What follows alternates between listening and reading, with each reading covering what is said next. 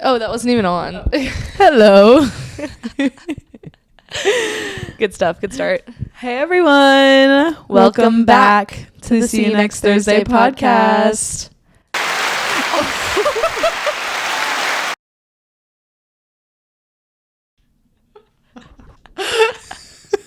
Just blew out our eardrums. So sorry about that. You're gonna have to edit that in post. Honestly, off to a gonna have to edit that one in post for sure. Gonna have to edit that one hella in post. Yeah. Bring that DB down.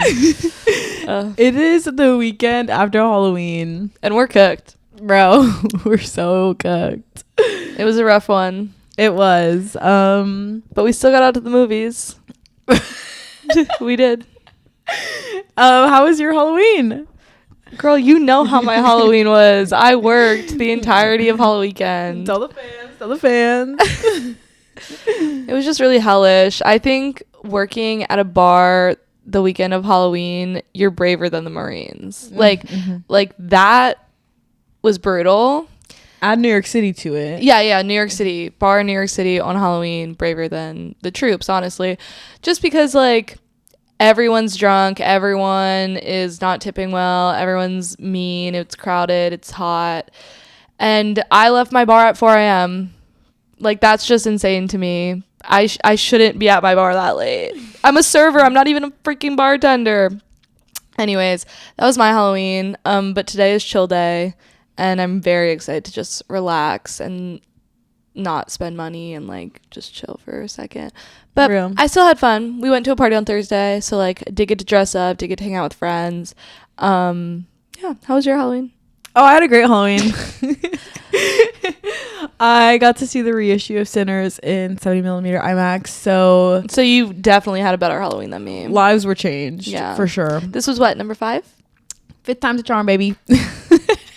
I hate you so much. I also want to say that, like, this was some people's first times watching this. That's incredible. Like, I was in the theater and I was whooping and hollering, hooting and hollering in row K in the back. Row K. And, like, I had, like, some room, but it was pretty crowded for an 11 p.m. screening. And yeah, 11 p.m. is late.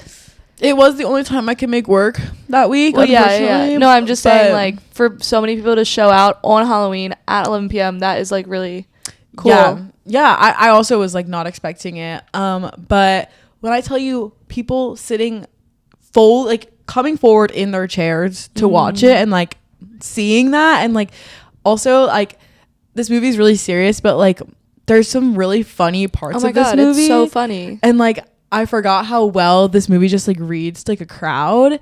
And, like, truly every time that surreal montage happens, like, full body chills. Lives changed. I, like, don't know how to, like, handle myself, truly. That's the power of cinema, baby. I explained it to someone. It feels like seeing this movie, you're never going to see another good movie again. That's how good it is to me. Like, every other movie I watch will just never be as good as this movie. Wow. Like, I'm so serious about it. That's beautiful. Yeah. It's really stunning. And I was just, it probably will be my last one for the year, unfortunately. You're not going to watch it again until next year, is what you mean? Probably. I haven't watched it on Max because You've seen it 5 times in theaters. Yeah. In theater, strictly. I don't know if you can watch it not in a theater. The way you're attached to it. Especially because I've only seen it once in standard. Mm-hmm. But every single other time I've seen it, it's been in IMAX 70mm or in 70mm. Mm-hmm. And it's, like, so, like, I don't know if I can beat any of those experiences. Oh, yeah, no. I think maybe, like, Oscars morning or... Yeah, that's... like, Oscars evening, like, or the Oscars Eve... potentially. That's a good movie for Oscars Eve, for sure. Just to, like, hype myself up. A little prep. So that's just my life and Sinners. And I'm thinking, though, it'll be the last one for the year just so I can hold off and watch other things. Yeah, make some time for some other movies. Yeah. What was I gonna say? I also don't know the next time I'll see this in that kind of format. So yeah, I'm wondering if this is going to become, like, a yearly re-release around Halloween, because, like, that's how beloved it is. Oh my I don't God. know. We're also very lucky to live in New York City, where like we can't, like, a lot of movies do get re-released here. So like that'd be lovely to be able to see it again in that format. I don't know the next time it'll happen. Yeah, we don't. Yeah. So it's pretty cool. In April, they're like, happy 1 year sinners. Oh my God. Like, whatever y'all can do, make it happen for me. That's all I'm saying. You're like, give me the print. I'll house it. And when you're ready to screen it, I will pull up with it. Literally, I'll house it here. It's as big as the bed. It's like a giant 70mm IMAX print. It's like, my room. Just like the size of my 7 room. canisters of film. And I'm like, well, I got the print though. Time to trek it to Link. Literally, let me get it. Let me get my backpack. Like, we're good. But yeah, that was my Halloween. Just had to mention. And you dressed up as? I just was, well, her name is Joan in the movie, but I keep calling her Lassie because I think it's funny. But there was some remix. There was literally the Smokestack Twins were in my theater. So I was like, great. Like, Remick came in second place at my bar's Halloween costume. who came in first? Avatar. Bruh! Yeah. All my franchises. Yep. All my clients. All my clients. And then number 3 was a Scooby-Doo squad. Okay, period. Yeah. All my We Got Them at Home squad. Yeah, literally. We got Avatar at home. We got him at my Sinners bar. home. We got Remick at home. Yeah, but the Remick guy, like, my boss kept being like, what is he dressed up as, a vampire? We were like, no, he's Remick. Like, he's from Sinners. And then he kept calling the Avatar the green Avatar. And we were like, she's blue. Green. She's blue. And when he announced it over the microphone, he was like, and first place is the green Avatar. And we were all like, bruh. Bro's obviously never seen a James Cameron movie. No, nor Sinners. Nor Sinners, yeah. He just, not too much of my boss. I'm not going to go in deep on You don't get out to the movies very much, and we sympathize. Yeah, I get it, girl. I wish, I want you to go to the movies. Moving on from Halloween. The Gotham Awards. Movie news. This is our first awards watch of the year. Yeah, it kind of is. Let's go awards watch. Yep. So the Gotham noms came out. We got some interesting stuff. I'm very happy with some of the noms, especially like best picture and whatever, but some are a little confusing. I also just want to say too, like, I don't know a lot about these awards. I know what the Gothams are. Like, in school, we literally had to subscribe to like the Gothams emails, so I still get like all of their stuff, and like I think it's great what the Gothams do. We're trying to go. We're trying to go. Some people to sit in on the show, like some seat fillers. We got you. If you need anyone to go to like write critique about it, we'll do a pod about it. We'll pod about it. So just saying that. But I subscribe to your emails and I still get them.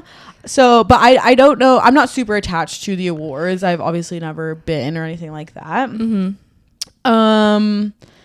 There's just some interesting things going on for sure. I'm very happy with the Sorry Baby nomination in Best Feature. Like, I'm so incredibly happy. Now there is an omission in Breakthrough Director. Yeah. For Ava Victor. Sad about that.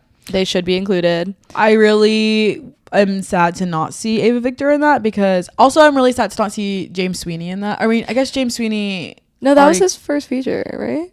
He has a feature before this, but Twinless, like, I think is his breakthrough. I would say. One, yeah. I'm sad to not see them. But with both of them. Yes. I meant them.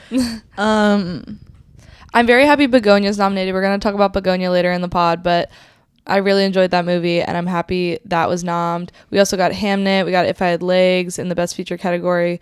We also have Tasmania Van Lee and One Battle. We're kind of feeling like One Battle's out of place in this award, like this specific Gotham Awards. I don't know why. Is it because the budget is so big, or I don't know. I just know it's gonna get so much love at the Oscars. I'm like, let the little kids have something at the Gothams. Also, like, from what we've read about the Gothams is like they stick true to like independent cinema and like indie specifically cinema, and like I understand Bugonia is like not an indie film, and like Hamnet's also not an indie film, but like One Battle is so giant and like was so expensive to make. Yeah, I don't know how much Hamnet and Bugonia were to make, so maybe I'm in the wrong here, but it just feels out of place. Sinners is getting a ensemble tribute award, which is nice. But I'm also like, so are they not eligible to get anything else Yeah, after that. it's like weird that Sinners isn't seen anywhere else other than supporting performance. And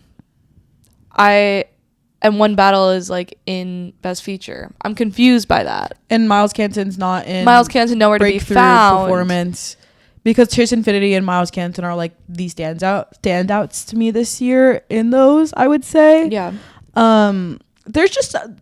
There's a lot of things I like to see, because it's exciting to see. Obviously, like Jafar in Best Director is really exciting. Hope Secret he wins. Agent Mention, like those are super exciting, because I really support and love those films. There's just some things that feel like kind of discombobulated, but we got a Josh O'Connor nom for The Mastermind. We have Wagner nom, which is exciting. We're gonna see Die My Love in like a couple of weeks, so we'll know about this week, yeah, if we make time for it. That's but we got that Jennifer Lawrence nom. And then for supporting, we have Benicio, Jacob Elordi, Miss Mr. Stellan, Tiana, Woomy, Woomy, and Adam Sandler, like Andrew Scott. These are like some of these are really interesting, because I know they're not going to be recognized at the Oscars, some of these performances, so I'm glad someone is recognizing them. Yeah. And like how Gold Derby, the headline for this was like One Battle taking its early like awards lead. Yeah. And I'm like, we need to calm down. We need to calm down. Because like that is an outlier to me in all of these nominations. However, like it probably will do very well. So, but if like One Battle wins Best Feature at the Gothams, I'm gonna be like it's gonna like make me sad. Unfortunately, I'm trying to stay optimistic about things. Like, sorry baby, Hive, rise. No, I really do think that they should be recognizing the smaller films that they've nominated, especially since that's like very true to their brand and the integrity of the brand. It's so early to call. I just like, I fear this might be something this might be a trend for the year. But I also want to mention that like Honora was like it was a shocker when it won at the Oscars. It was and like low-key, I thought the Brutalist and I thought Conclave at one point was about to take it. Yeah. So anything can happen. I don't feel like this year is locked up. No. I also like rewatching Sinners. I understand I'm Sinners Hive. Like I'm huge on it, but I don't think people are understanding how many things this will be nominated for and can get nominated for. Yeah. What were you saying? Hair and makeup. Costume. Production design. VFX. Yeah. I mean, these are nominations. I don't know if they'll win, but like doesn't it have really good sound too? Yeah. The score. I mean, basically almost every category I can see Sinners getting a nomination for. Obviously, besides like documentary and animation, like all those things. But like, I don't see a world where One Battle gets nominated for hair and makeup or for costume, because the costumes are great. But like, I feel like Sinners is a period piece. Costume is like leans heavily on period pieces. Also, the makeup, there's blood coming out of them. There's vampire makeup. They had to do contacts. Like the long nails for Remick. Oh, I love Remick's those. long nails. Like there's things that I feel like people aren't thinking about. Yeah. And we just assume like it's all locked up. I think Ludwig could definitely win score and should absolutely win score. I love him so much. I love Johnny Greenwood. Don't get me wrong. Like that man got me through college because I was listening to all of his scores for all the PTA films. But Ludwig's score is, and then like iconic. How many times can you say iconic? Like it's so good. I was pre-gaming it with it this entire week and just like listening to it. And I feel like when that movie first came out, I listened to the soundtrack a couple times, but I was listening to the score. Yeah. Like the score was on repeat, not the soundtrack, which is like, that shows how good that freaking score is. Yes. So like, I don't know. I just think, especially with the Gotham Awards, like we need to hold off on these. Like One Battle is just the overtaker. Yeah. I'm not saying it's for sure until it happens. I don't want to like call it. Yeah. And then it doesn't happen. So we're gonna see. We'll see. We're gonna wait and see. And that's the Gotham's Award Watch. Awards watch. We will be there. Gotham's, if you need people, hit us up. We're right here. We're gonna talk about a couple movies we saw over the past few weeks before we get into our big two.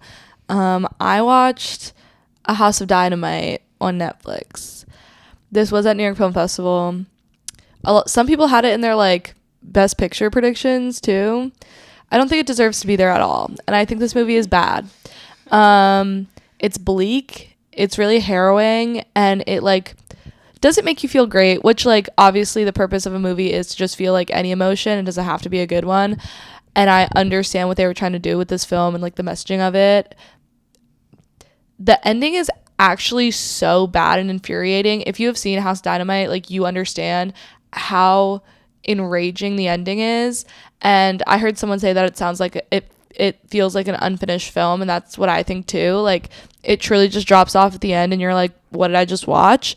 The first act is pretty good. The parts with Rebecca Ferguson are really great. She does her thing, you know, she's an incredible actress.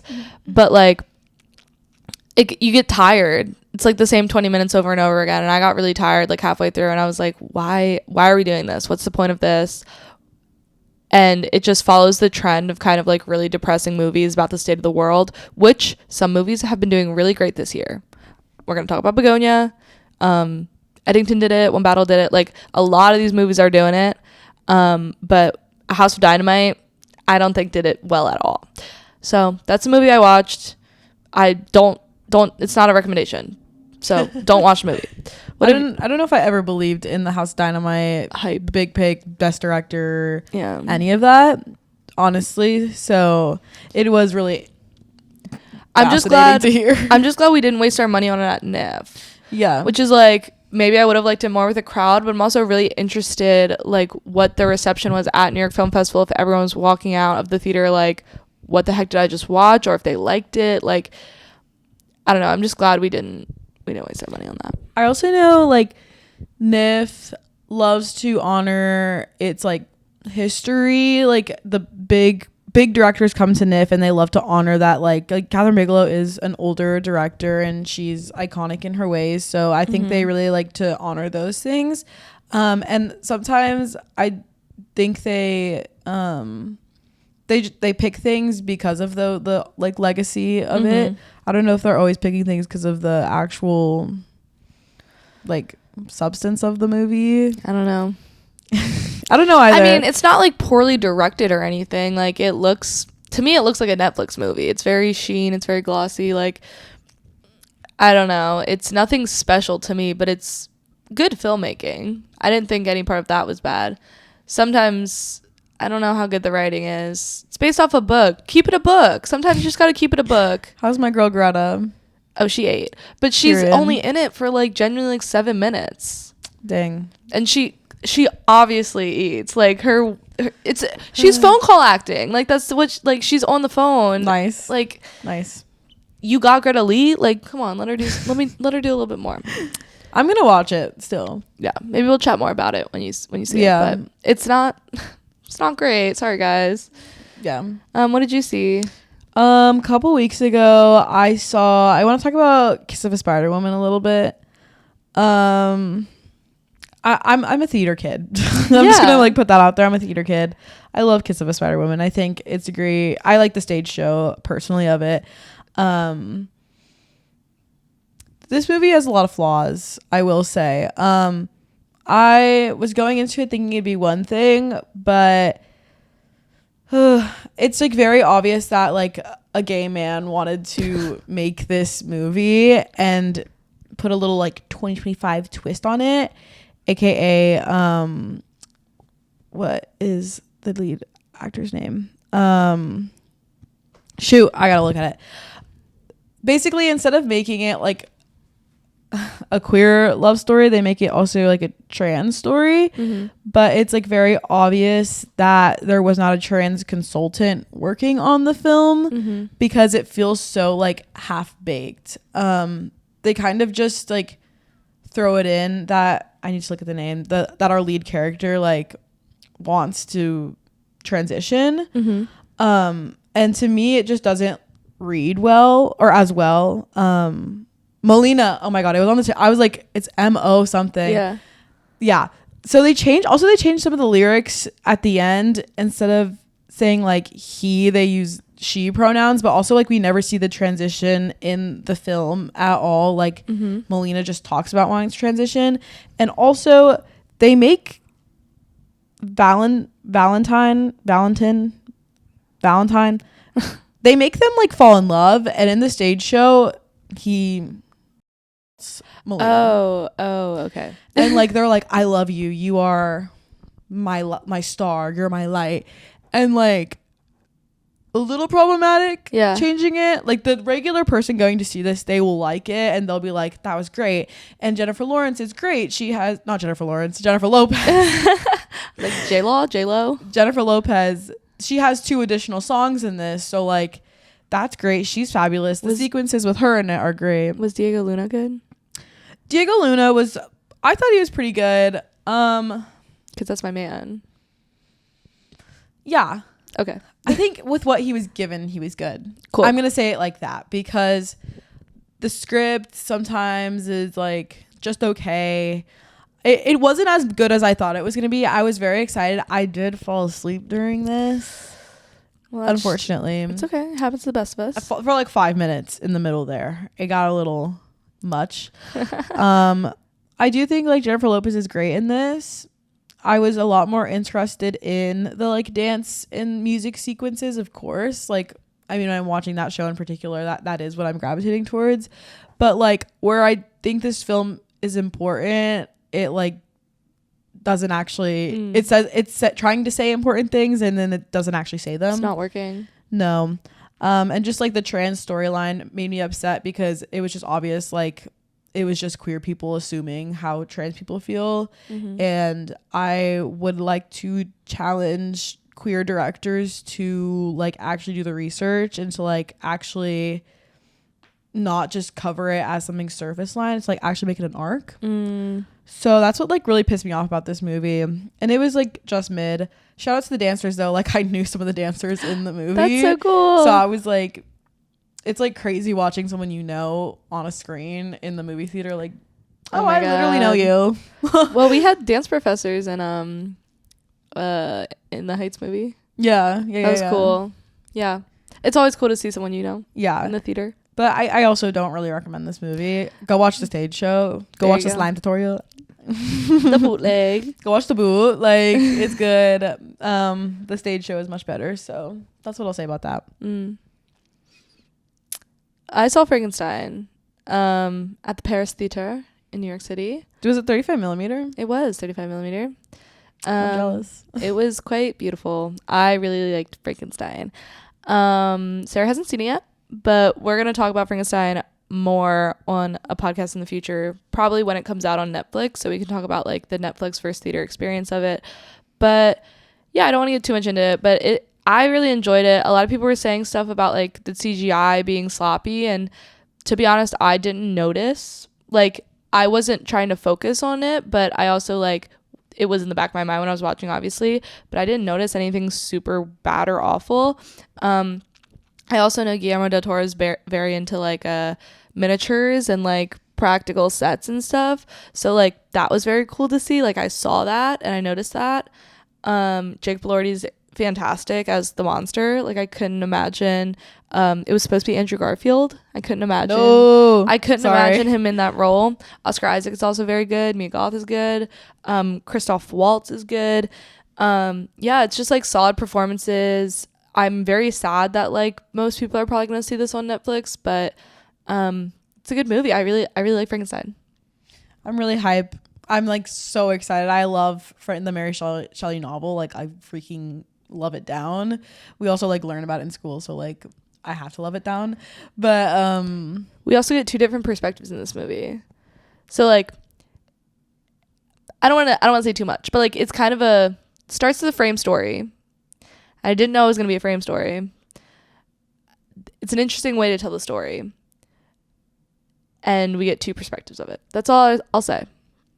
That's so exciting. Yeah, trying to get Sarah hyped for it. I know you're hyped, but this is like this now though, like so many people have seen it, and they're like, it's big, gonna be big at the Oscars. Like, yeah, I'm still seeing some people say that they don't like it. yeah, I saw someone tweet, do you know the clip from Oppenheimer that's like, it's this thing, but it also is this thing. It's a paradox. Someone was like, it's awful, but it's great. It's a paradox. And I was like, that's like, I don't think it's awful, but it seems like some people don't really love it that much. It is a long movie. Like, I think it's like 2.5 hours or something like that. it's really long. But Yeah, Guillermo always has long movies. Nightmare Alley was long. Like, I don't know. It's like, there's no way to tell that story in an hour or an hour and a half. Like, Frankenstein has to be told in like long form. Yeah. Like, the book is like hella, like there's so much depth to the book that you can't just like give it an hour and a half and like you're good. you gotta delve in, and he always does as a director. So I really enjoyed it. Cool. I'm excited. I'm trying to see it this week sometime, so we'll keep you updated. But yeah, I'm hella excited, and like I do think it also has really great Oscar chances, especially because VFX, costume, hair, makeup. Oh my god, Mia Goth's costumes in this movie is beautiful. She wears these insane dresses with these beautiful patterns, and sometimes they seem like disconnected with like the time period, but like they're so beautiful. Like, I don't know, when you see a period piece, everything's like the same color scheme and like the same patterns. She has like some really funky patterns on her dresses, and I'm like, that's cool. Like, that's Fire. really beautiful, and it makes her stand out in a way that's like different. I'm sure you've seen the picture of her with like the feathers around her face. Like yeah, the costume designs in this is really beautiful. Yeah. And then The Bride is coming out in February. Yeah, which February? That says a lot already. Oh. But my girl Jessie Buckley. No, I know. Maggie Gyllenhaal. I know. I'm hyped for it. Like, I'm gonna see it in the theater. The trailer is interesting. I just keep getting the trailer whenever I see anything. The trailer has fun typography. It does, and the cuts are fun. Yeah. I don't really know what it's gonna be. I don't know if it's a remake or. We'll see. Yeah, that's enough on that. Did you see another movie? I saw Roofman. Let's talk about it. A lot of people are really warm towards this movie. I, however, am not. I thought it was just okay. It didn't like make me laugh as much as I thought it would be. I think I texted you after it, and I was just like, why are you trying to make me feel bad for a bad person? You did say that. Like, the whole ending is like interviews of people he actually robbed. The real people? Yeah. I didn't know that was the end of the movie. I haven't seen Roofman. I didn't know that was the end of the movie. It's like the real people. Well, okay, in the trailers. Sorry. Or not the trailers, the credits. As the credits the credits. Okay. Yeah, but I'm pretty sure it was used as research for the movie. Mm-hmm. They like filmed all these interviews Probably. with people, and they're like, he actually was a really kind guy, and like to hear that he had children like just breaks my heart. And I'm like, I don't feel bad for you. Like, no, you robbed tons of McDonald's and you were actively like escaping prison because like that's just the way you thought you could survive. And like, I don't feel bad for someone who's a criminal. Like, I'm sorry. And I just thought I was gonna be a little bit funnier than it actually was, but it like kind of was like, it's just really mid in my opinion. I also saw this on like a 1 p.m. on a Thursday, and so is me and all the unemployed people, but like I am the unemployed people as well. So like it was just all of us, me and all the like, homies, me and squad, honestly, just like, okay, cool, like let's go see Roofman. Yeah. Lakeith Stanfield is fabulous. Bro, always. bring him back into movies. Like, where's he been? Like, I know he's been in Roofman, but like in Haunted Mansion. I don't want to see Lakeith Stanfield in Haunted Mansion. I want to see him in real movies. Like, he fine as hell, and he's a good actor. Get into it, Sarah. I agree. Every time I see him in a movie, I'm like, you're hot. Like, oh, what do you do there? Well, if you want to see a good movie directed by this director, watch Place Beyond the Pines. Oh, yeah, cool. I'm trying to put you on that too. Okay, I think I recommended it to you before. Probably. Yeah, Place Beyond the Pines is an actual good movie directed by this director. Ryan Gosling, Bradley Cooper, Dane DeHaan. Ooh, Mapukas. That's a nice squad. Okay. Yeah. I think I've seen another thing by this director, or maybe I haven't, but I know this is just an interesting like way to go into his filmography. You do that all the time. I love swear it. I say that all the time. Film discography. Filmography, babe. It's okay. This is a different direction for this director. So yeah, he like doesn't. I don't think he makes movies that often. It's like every like 7 years. I don't know. I'm kind of speaking on my ass right now. No, I swear I looked at it. Yeah. Oh, this is the director of Blue Valentine. Yes. So that's why I'm like, this is a crazy direction for you to go. And like, I know Blue Valentine is old, but I'm just like, whoa. Like these two movies are completely different. I'm adding Place Beyond the Pines to her watch list. Thank you. Yeah, 2012. This was 2010. Okay, so probably not every 7 years, but has it been a minute? No, I think it's been a minute. It's been since 2016. Yeah, I just know he has been on the scene in a minute. I don't know if Roof Man's really it though. Would you wreck it? Okay. I'm in the middle. Like, sure, what the hell, throw it on. What the hell, sure. What the hell, sure, but also like nothing you're missing there. But like watch something else maybe. Yeah. Maybe watch a good movie. Oh, sorry. Was that too far? No, that's real. Is it time to get into Springsteen? Deliver Me From Nowhere, the Springsteen story. And did it deliver me nowhere? That was a good one, sir. I keep like literally, I mean, I didn't look at the reviews on Letterboxd for this, but that should be the top one. If it's not, I'm gonna be sad. I don't think it is. You should write that review. Shoot. Okay. Period. Okay. We saw this separately. Mm-hmm. I saw it first. I saw it before a shift at my job. So I went to the movies, and then I went to work. This movie left me feeling so depressed. Like, I had to walk around Union Square, like, in my coat, eating Chipotle, like, so sad. I don't know why. Well, it's sad. It's a sad movie. Like, but I don't know why it affected me so much. It wasn't a good enough movie to affect me that much, I think. But I do think, I told you this, I was like, they're doing something with the release date of this movie, putting it right when seasonal depression starts. It's crazy. Oh yeah, crazy work. And like fall autumnal vibes in New York / Jersey, because it takes place in Jersey / New York. Like, I understand where you're coming from, because like I also was like, this is so cozy, but like, is it? It's not. Overall, I don't think this movie is great. It's just another movie in the musical biopic genre with like a white boy of the month as the lead. Don't get me wrong. Love Jeremy Allen White. Yeah. I love Jeremy Strong. So I'm here for the performances in this movie. Jeremy convention. It's the Jeremy convention. It's my Pookie convention. Like, I'm very happy. I think the casting was pretty good. Some people think Jeremy Allen White was hella miscast. I don't really have an opinion on that. And I think both of us, we talked about this before the pod, but like, we both don't have really any relationship with Bruce Springsteen.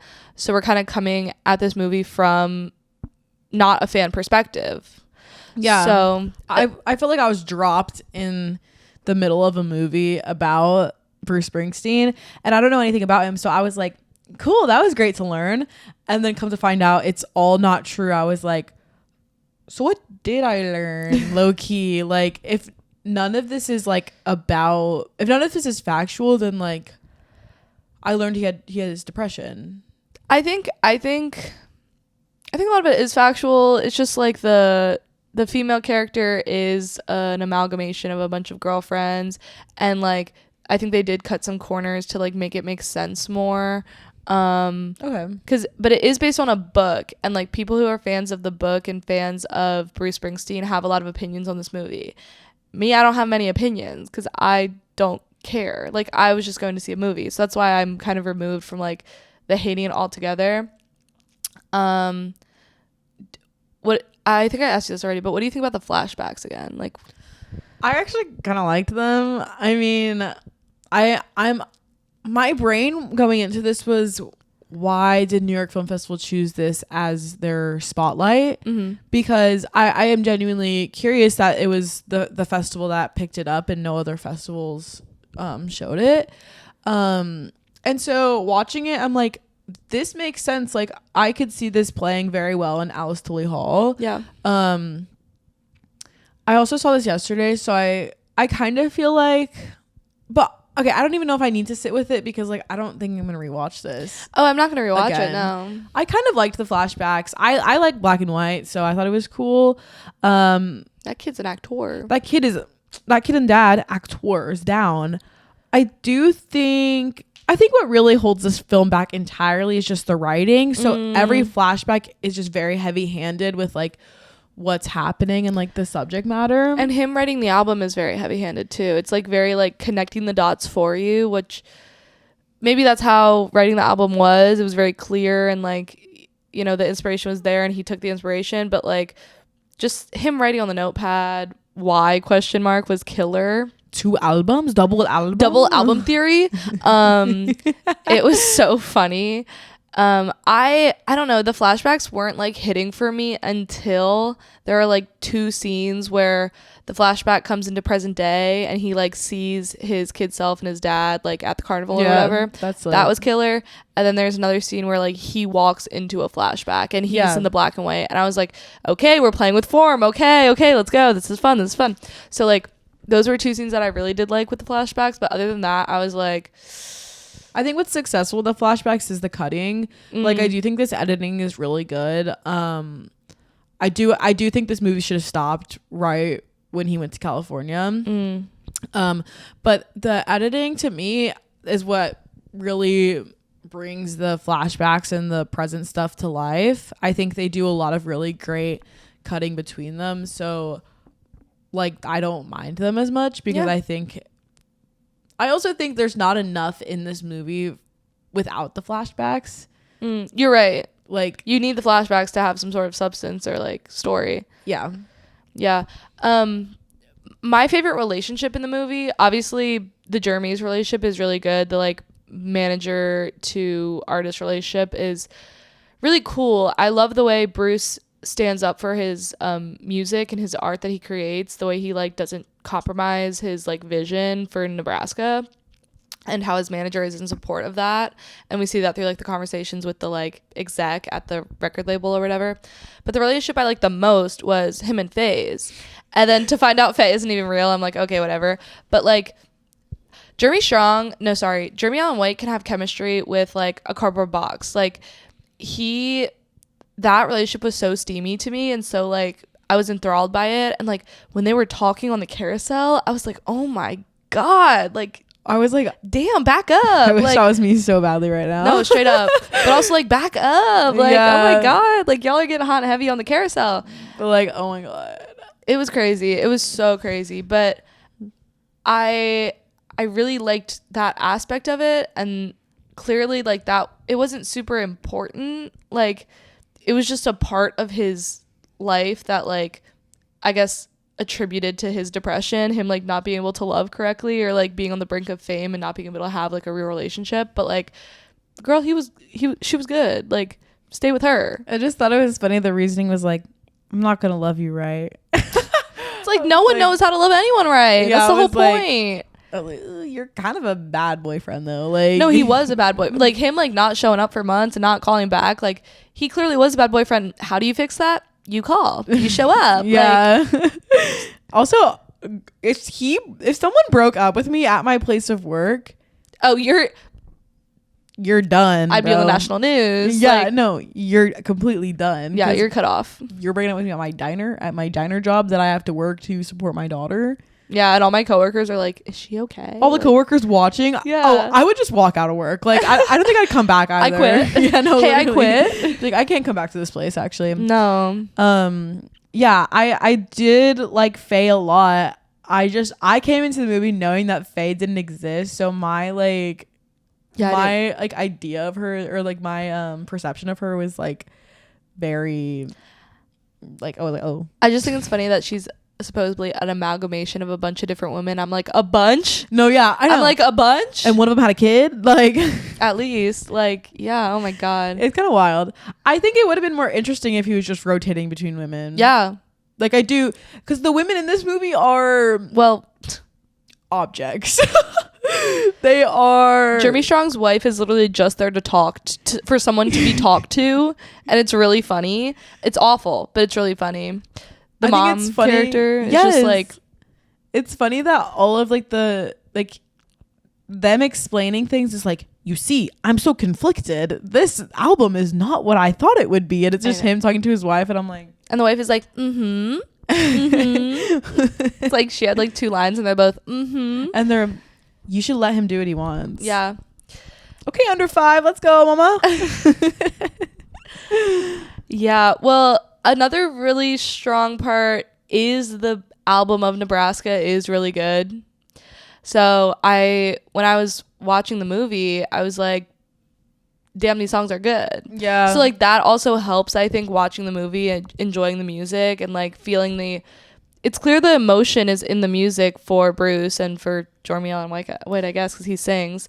And it feels really authentic. It's kind of folky. And we've said in an earlier podcast about like the history of sound. And I mean, I thought it about Bob Dylan too, how just like their music is so just like, sometimes you love the folk sound. You can hear how authentic it is.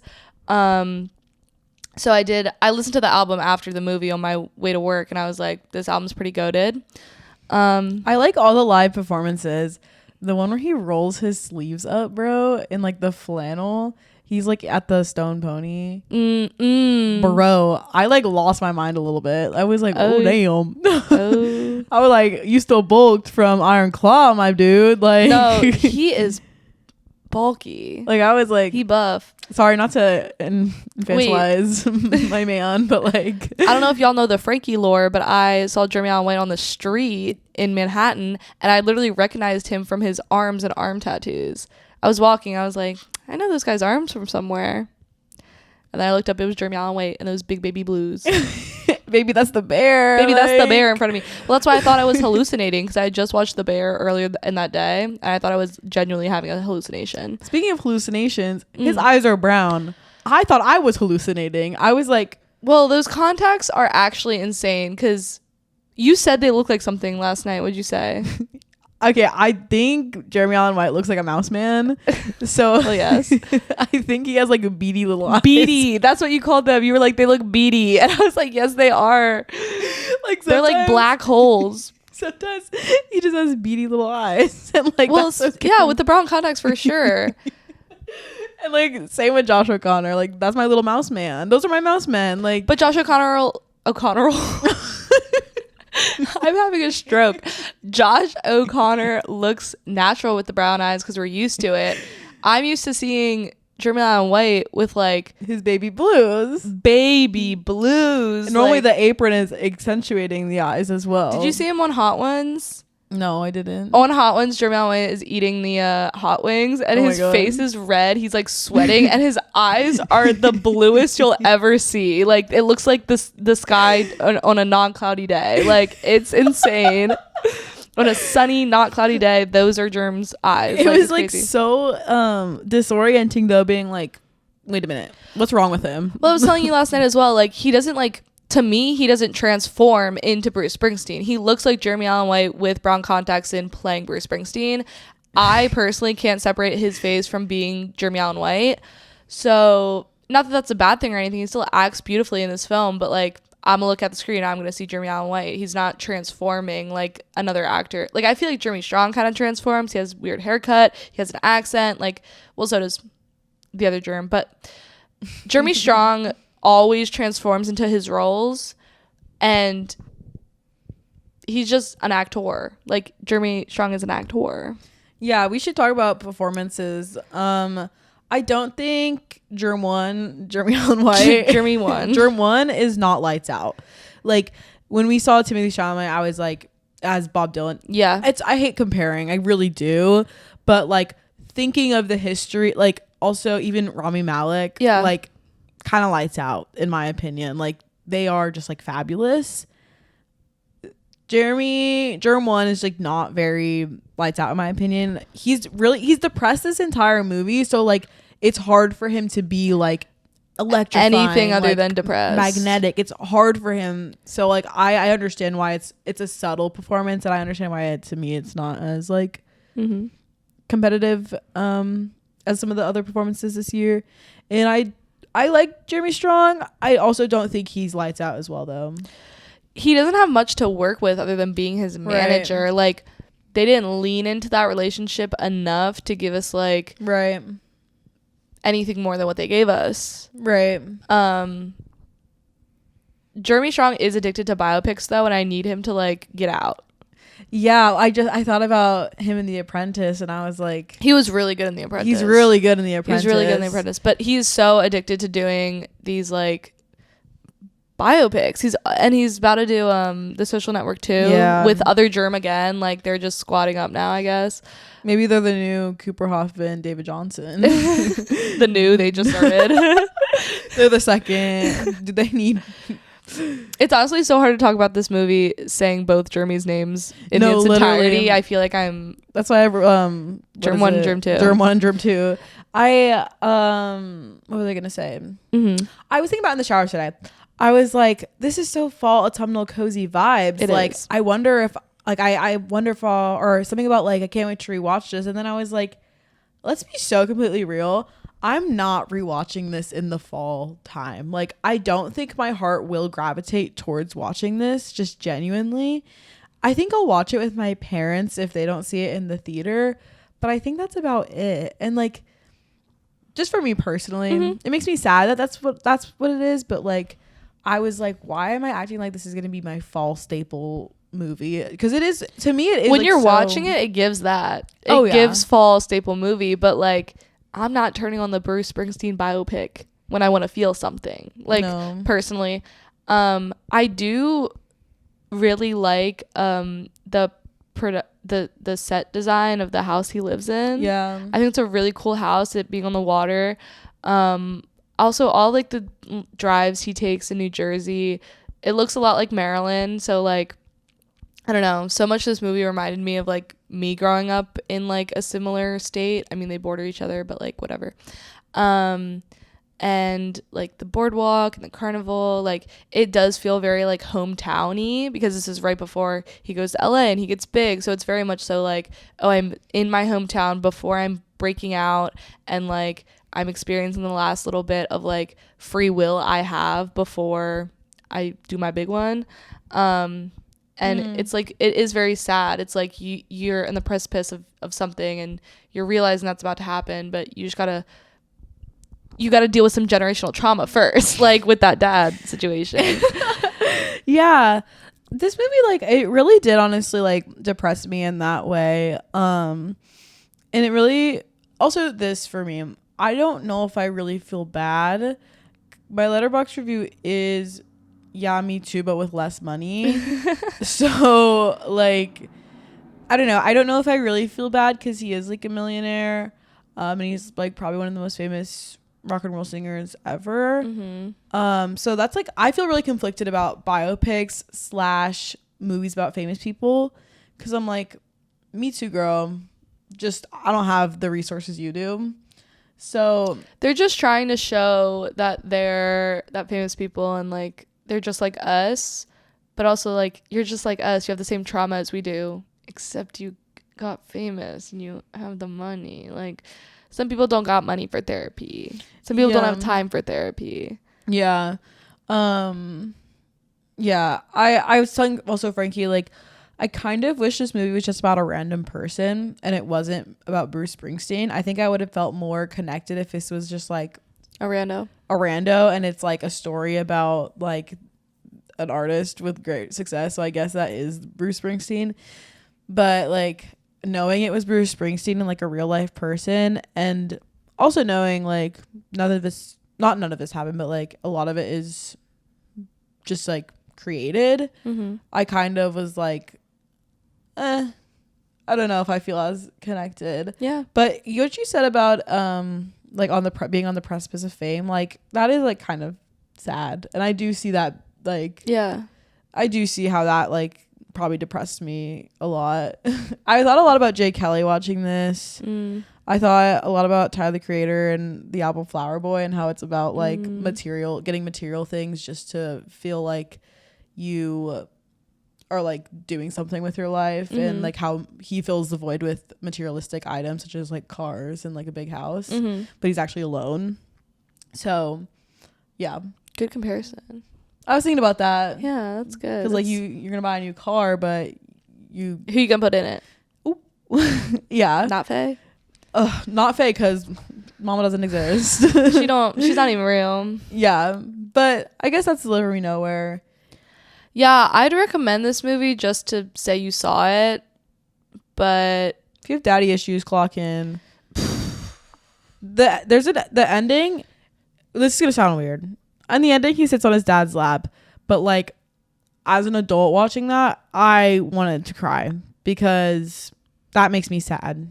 Yeah, I remember like, I think my audience laughed when he like first asked for him to sit on his lap, and like he kind of laughs too. He's like, Psh, "Dad, what? Like I'm not doing that." But then he does, and you're like, "Oh, he needed this." Like that was a part of like healing for him. And I feel like this happened actually, and that probably makes me did. like well up inside a little bit. So I'm sobbing. Yeah. And then the movie ends with it just being like, Bruce Springsteen handles depression every day. He got the help he needed from his friends and family. It's like, cool. Me too, girl. Same. Yeah, so I'm pretty mid on this movie, but me too. I just think like people are gonna be talking about this movie, so like maybe see it if you like Bruce and the album and some cool performers. You can watch it, but this ain't gonna be on repeat. I don't think it's gonna stand out at the Oscars very much. Like no. I think it's cool that Jeremy Wen did all of his own singing. Like that is very cool. Yeah, he's literally on Spotify now. Like, go Germ. Yes. Like debut album, Nebraska. Literally. Yeah, that's so cool. I'm excited for my mom to say, I can't believe that actually happened to him. And none of it actually happened. I know she's about to say that. Like, I literally know she's about to say that to me. So yeah. So we're hype off Bugonia. Hell yeah. I was most excited to see Bugonia this week Sinners aside. I was most excited to see Bugonia out of the new releases. Yes. I saw this on Tuesday. And all I heard leading up to it was the ending. That's all I told Sarah. I was like, girl, just wait. And like every single one of my favorite movie critics, reviewers, like the ending. So I was very intrigued what this ending would be. I had a slight guess that something happens mid-movie. And that did happen. But let's get into it, shall we? Yes. I loved Bugonia. Yorgos landed the plane. We've always been big fans of Yorgos. What kind of Yorgos girl are you though? Like, okay, well, I'm a The Lobster girl. Like, okay, that gotcha. Is my fave. Like, that might be my favorite Yorgos. I don't know. I think that might be my favorite Yorgos. But I also love Poor Things. Kinds of Kindness I wasn't high on, but I still thought it was like well-made movie. I haven't seen Killing of a Sacred Deer nor The Favorite. Oh, I'm a The Favorite girl and a Poor Things girl. Yeah. Like those I love Poor Things, yeah. Those are my Pookies down. Jeffrey did ask me, have you seen Killing of a Sacred Deer? And I said, yeah. I have not seen that movie. You lied. I did, but he asked me, have you seen The Favorite and Killing of a Sacred Deer? So you said yes. So I was like, yes, but like, so I did lie to Jeffrey. I apologize. However, Jeffrey from AMC Link, we love you. Love you. He said Happy Halloween to me. So period. I was like, Happy Halloween, Jeffrey. I'm surprised he wasn't like, where's your friend? Bro, when I came for Tuesday for Bugonia, he goes, oh, you're alone. He did say that? Yeah. Oh my God. He's like, oh, you're alone this time. And then he was like, wait, do you like, and then he was like, this is gonna be crazy. Anyways, sorry, but that's the kind of Yorgos girl I am. Yes. Poor Things and Lobster for me. But Bugonia is up there. This is a movie that I'm so excited to rewatch. I cannot wait to see it again. I heard on a second rewatch it's even better as well. So like I'm also really excited for that. I think this movie is going to be a completely different movie on a second watch. Oh, it definitely is, because the information you learn. We're gonna spoil Bugonia, by the way. Yeah. The information you learn changes the entire film. Now, I saw this last Thursday. Or 2 Thursdays ago, whatever. But I saw this with a couple friends, and before the movie started, my friend looked at me and she said, so what do you think? Is she an alien or not? And I was like, I don't know. What do you think? And she says, I don't think she's an alien. I said, okay, I'm going to say she is an alien. And who was right? It was me. But I didn't even think that hard about it. Like, I wasn't even like, oh yeah, she's totally an alien. I was just like, oh, you think she's not? I'll say she is, whatever. And I ended up being right. I just thought there was no way she wasn't. You knew she was gonna be an alien? I just was like, this is a Yorgos movie. And I mean, I know it's adapted, but there's just no way he would make a movie that's not about. Yeah, that she's not an alien. Yeah. Like I was like, there's no way. And so once she's in the paramedic, and she's like, I'm fine. I was like, yep. There we go. There we go. Yep. Confirmed for me. Let's so go. that was kind of where I was at with that. This movie's insane. This movie is beautiful. It's shot on VistaVision. Bro, Color galore. I was like, what camera is this? Because I need it. It's VistaVision. Oh my God. The focus of this is gorgeous. And it's like signature Yorgos style. Oh, yeah. Like it's like so when I sat down I saw it on the screen, I was like, I know he's gonna take a little break after this, but like I could take a new one of these every year because it's always so beautiful to watch, and I just love it so much. The score was really cool. Score is my boy Jerskin. Yeah, of course. I love the big, huge sound. It's so grand. Yeah, I wrote that in my notes. I was like, it sounds grand and full and like just so beautiful.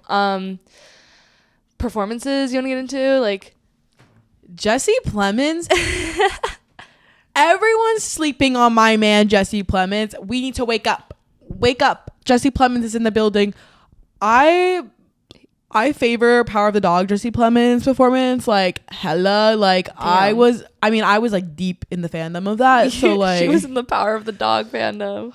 I remember, trust. I was there with you. Like I love Jesse Plemons, and the fact that like no one is talking about how his performance is completely lights out, like incredible. Mm-hmm. He's playing a very like obviously mentally ill person in this, but like it is out of this world, like incredible, and I don't even know how to explain it just because there's so many levels to this performance, and like the flashbacks in this are nuts. They are nuts, and they're so perfectly placed, and they're so like beautiful and creepy, and like do you know what I mean? That's like, how you do a flashback. That's how you do a flashback. That's how you do, and black and white specifically too. Black like, and white, literally levitating into the air, like insane. Needles in her entire body. It's insane. And like I think I heard a couple people say like I could do without the flashbacks, and I was like, yeah, the movie would like basically be the same, but like no, because they're so necessary to me to like the difference between like present day and the flashbacks is what you need to understand how he got there and how everyone got there. I also think they're so signature Yorgos. Like they're very Poor Things Yorgos. Yes. Those flashbacks are so Poor Things coded. Like yes. They're so good. Yeah. It wouldn't be the same. To me, it wouldn't be the same. Like this is a Yorgos movie without obviously the ending, but like those flashbacks are so only Yorgos would be doing something like that. Doing that. So yeah. I just think Jesse Plemons is like actually out of this world, and like no one's talking about it. Emma Stone. Well, yes. Let's get into Emma Stone because a couple people were like, "Oh my god, of course Emma Stone is great in Bugonia." Like people that saw it at festivals were like, "Yes, she is great," but like no, like. She could, I don't think she's going to, but she could win a third Oscar for this movie just because of her performance. She is like, you believe her and then you don't, and then you believe her and then you don't, and like it is so the way she flips on a dime, and like she always has you on your toes because you don't know who her character actually is, and her corporate speak, and like her as an alien at the end. She plays, I think, like 100 different characters in this movie. Yes. The way she negotiates with each character is like an entirely different person because she's an alien. Like even like her with hair, her no hair, her as an alien, she is like, I don't even know how to explain how she did this, or like I don't know how this woman like puts these roles together in her like head and her body and her mind, but like she's so good at it. I like don't even know how to speak about it. It's so like mind blowing to me. especially because again, like you just believe her so much, and she's so great at the corporate speak, the like let's have a dialogue, let's like, I don't know, like all of it is so wonderful. And then when she's an alien, it's completely different, but also it's like, no, that's still her. Like I always am like, Emma Stone is that character. I'm never like, oh, it's Emma Stone, even though I know it's Emma Stone. No, Emma Stone can fully transform into what we're watching her do. Another character or actor, Stavros Halkias plays the cop. He's from oh my god, he's from Baltimore. No way. That's my puka. Okay, Baltimorean. Yep. Yeah, I've liked him since before he was in this movie. Obviously, he's a podcaster. Oh, well, he's a stand-up comedian and a podcaster, and then he's Greek, and I think Yorgos found him because he was Greek, and he was like, "Come be in my movie." But this movie has a very small cast. Like, it's truly very tight knit. Credits were so small, and I was like, period. Yeah, so small, and he plays this cop, which is like kind of like not super crucial to the storyline. He's basically there for like tension because the entire time, obviously, someone's kidnapped in Jesse Plemons' basement. But the cop is like, they clearly have a past relationship, and it's like the cop keeps apologizing, and we're like, what is going on here? Like, what? And then like there's just like this random drop in the middle that like, he like did some stuff with the kid. He was his babysitter, and it's just like, he's a bad babysitter. And it's just like, that kind of like, I don't know, it gives lore to why Jesse's character is the way he is. But it also like, it gives way for the murder of the cop, and also the brothers. Oh my god, which is like a turning point in the middle of the film. Dawn's side is like, I was like, this is gonna be of my Sin Man. I was like, it's graphic. It's giving of my Sin Man, bro. Like, I that's all I could think about when the movie started. I was like, I already know where this is going. I like already knew that was not a possibility, that they both lived. Yeah. That, my theater was amazing, honestly. So was mine. Shout out Tuesday night at 7:30 at AMC Link. Y'all were lit. Like, the energy was amazing.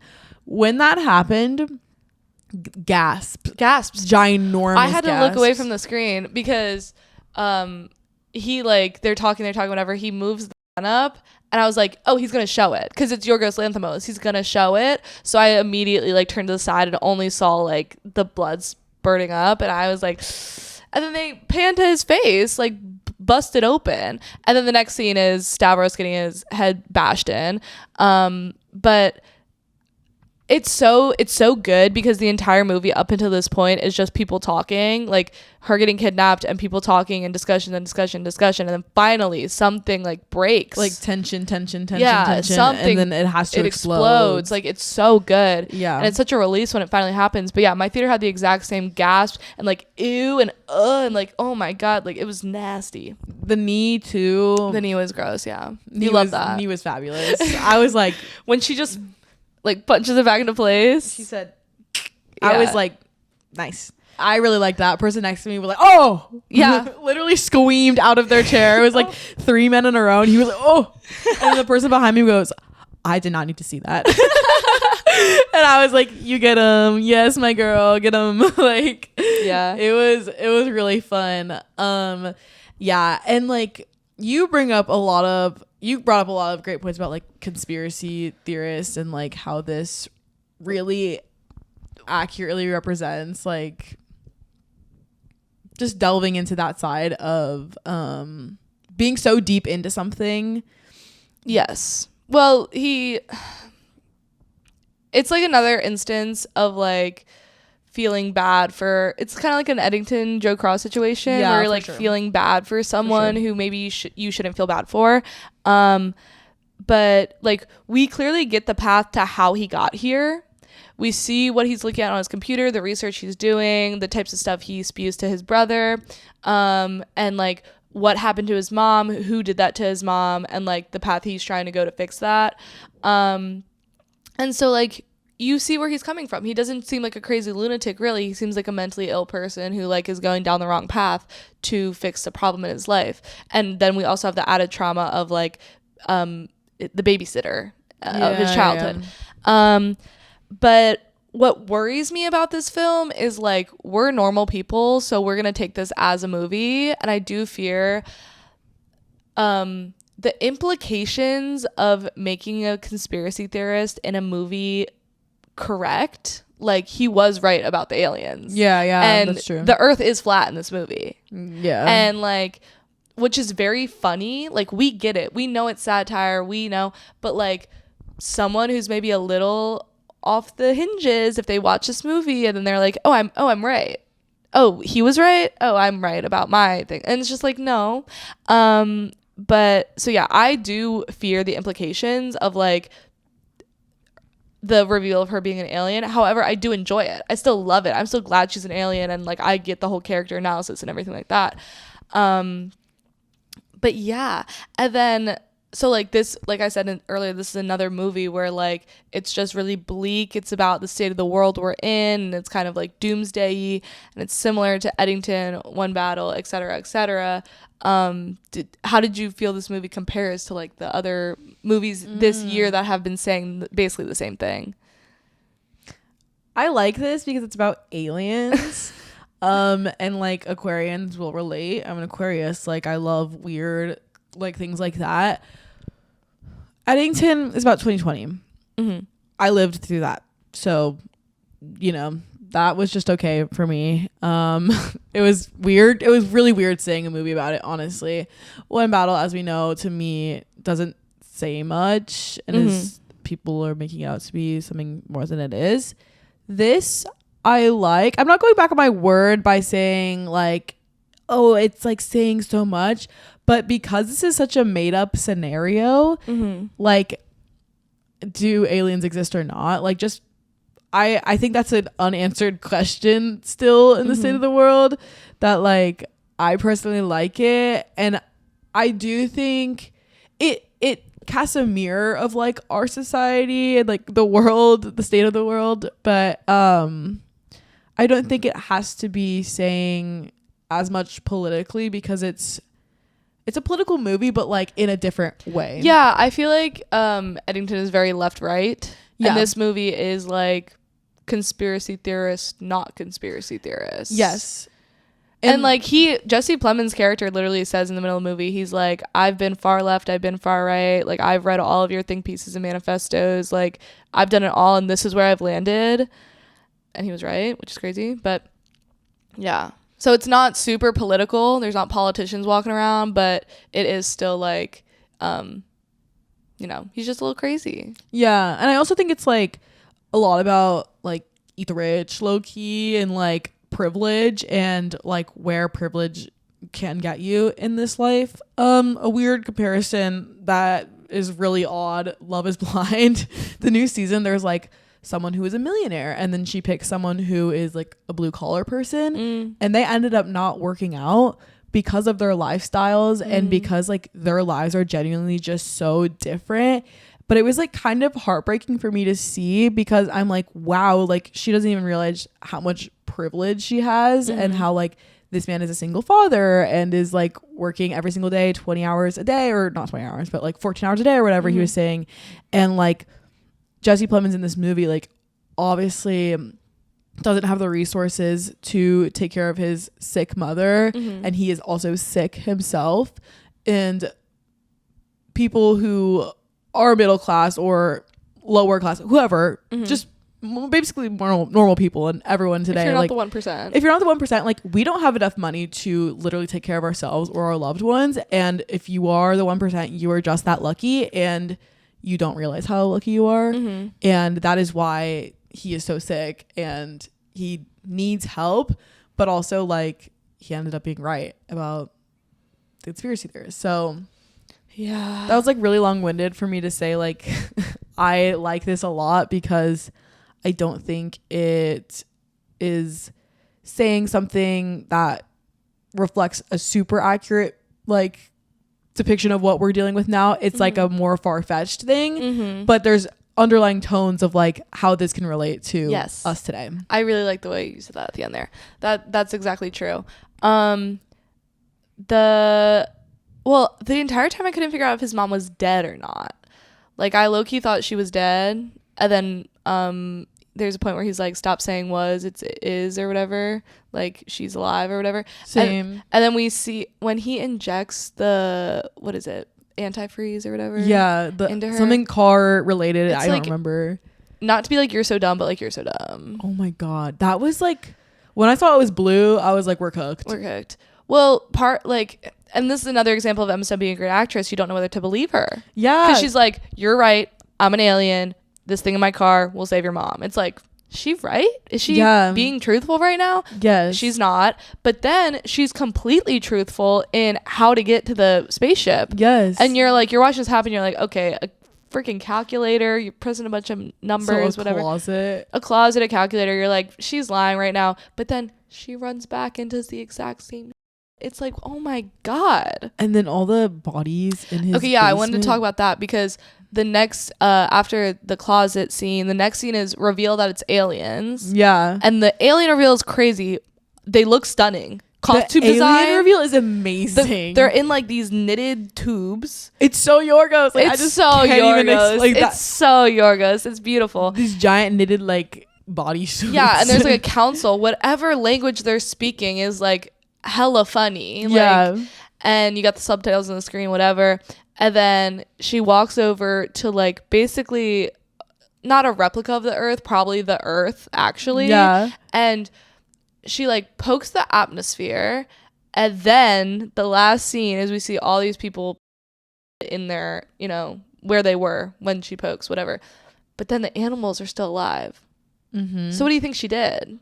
Because she obviously didn't like blow up the ozone layer, because then all the animals would die. It's just the humans. She said, let's start over.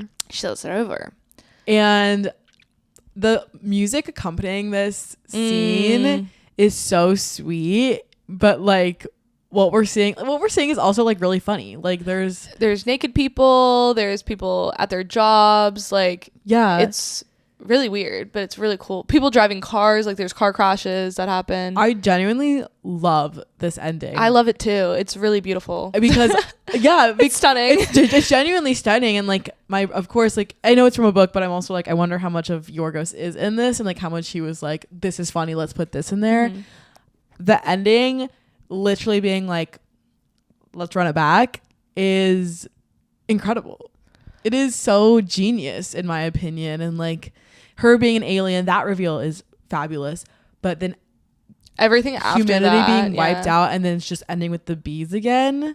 Starting with the bees, ending with the bees is like, ooh, just got chills. It's so good. My theater applauded. My theater did too. It was also like, it was a collective like ugh, like, yeah, it was that, and then it was applause, and then it was low-key like it was applause, but it was stunned applause. Yeah, which I love. It's the best. It's the best. It's like I guess. Yeah, like sure. And then it was me and three friends. We all looked at each other and went, what the heck did we just watch? Like, and everyone in the theater did that. We were all just like, oh my god. And it's so good. So that's why I'm so excited for a rewatch. I'm so excited for a rewatch, because like going in with this knowledge of like how it ends, I just want to watch it through a whole new lens. Yeah, it's gonna be like entirely different movie watching it again. And like this movie is so wonderful. There's so many aspects of it. There's so much tension built around it, and I just think Yorgos is a genius. Like, that is my director, bro. Like that, like, and he will continue to be my director. That's Daddy Yorgos. Like, Poppy. Yeah. Like, I will support him through anything. Yeah, and genuinely. I love him so much, and he's so talented. It's beautiful. His vision is always there. Oh my god, I love him. I'm excited to see how this does during awards season. Genuinely. Me too, and I hope it's up there. Like, I kind of want it to get nom for a bunch of things, because I think compared to what we have, this is like quite stunning and quite like far ahead. I mean, we know how I feel about One Battle, so I would love if Bugonia got more noms in One Battle, but I don't know if it will. I think Jesse should get a nom. I think Emma Stone should get a nom. if I was in charge, Stavros was gonna nom because he's from Baltimore. Score, best picture. What else? I think hair and makeup, because there's so much blood. Part of me is like costume for the one scene they're aliens. Like, yeah, low-key. Like, I low-key think production, because this house, production design, because this house. The house is crazy. Also, like, low-key, this house is a character as well. It's true. There's so much like generational trauma, low-key, and like just trauma embedded in this house, and you can just tell how it's designed, how it's decorated and cluttered, and like the rugs have like crumbs on it and it's nasty. It feels like a house that I like have been to as a child, and I know that house I'm kind well. of scared of it. I know the house well. And the reveal of the rooms that the house has, like, yes. When Emma goes through the like the door, the insulation, she sees that room, and then the aliens at the end, like, I don't know how much of that is green screen and how much of it is like that. The scene with the aliens was also very Poor Things to me, just because of yeah, you know how Poor Things would do like the painted backdrops, yeah, like when they're on the ship and stuff. Like it had like some sort of backdrop like that, and like the structure that they were in. I was like, ugh. We're so back. And that's how I feel like almost every time I watch a Yorgos movie is like, we're so back. Like, wow. He kills it every time. Cinematography, please get nommed. Yeah. Please. Like, this cinematography is stunning. Every time a shot happened, I was like, what camera is this? I need it bad. It's freaking a VistaVision. It's a VistaVision camera. Yeah. It's incredible. I really love Bugonia Down. I would say it's not higher than personally Poor Things and The Favorite for me, but it's